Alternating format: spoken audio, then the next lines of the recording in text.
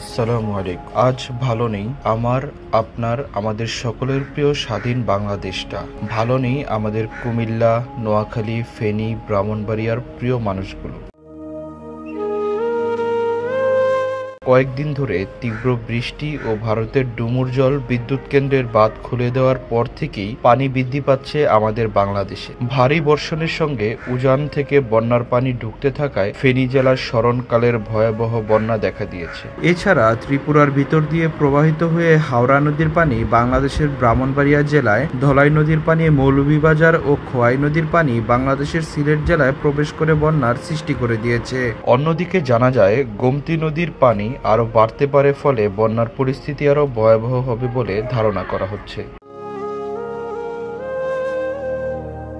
কুমিল্লা, নোয়াখালী, ফেনী, ব্রাহ্মণবাড়িয়া জেলার সব কৃষি জমি ও মাছের ঘের পানিবন্দী হয়ে গেছে। এছাড়া অনেক কালভার্ট ব্যাপকভাবে ক্ষয়ক্ষতি হয়েছে এবং ওই দিনের বেশিরভাগ রাস্তাগুলোও পানির সাথে তলিয়ে যাচ্ছে। এমনকি লাস্ট খবর পাওয়া পর্যন্ত ঢাকা চট্টগ্রাম হাইওয়ে রুটের যোগাযোগ ব্যবস্থা যে কোনো সময় বন্ধ হয়ে যেতে পারে। চট্টগ্রাম থেকে 14 গ্রামের বেশিরভাগ হাইওয়ে রাস্তাগুলো এখন পানির নিচে।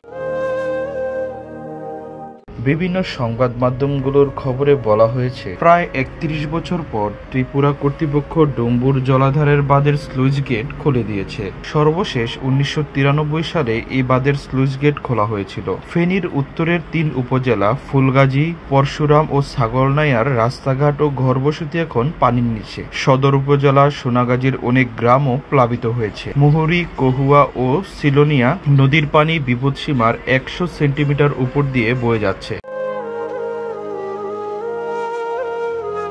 বন্যা দুর্গতদের জন্য ত্রাণ সহায়তায় এরই মধ্যে মাঠে নেমেছে স্থানীয় প্রশাসন ও বিভিন্ন স্বেচ্ছাসেবী সংগঠন। উদ্ধার কার্যক্রমের জন্য ফায়ার সার্ভিস ও সিভিল ডিফেন্সের মনিটরিং সেল চালু করা হয়েছে।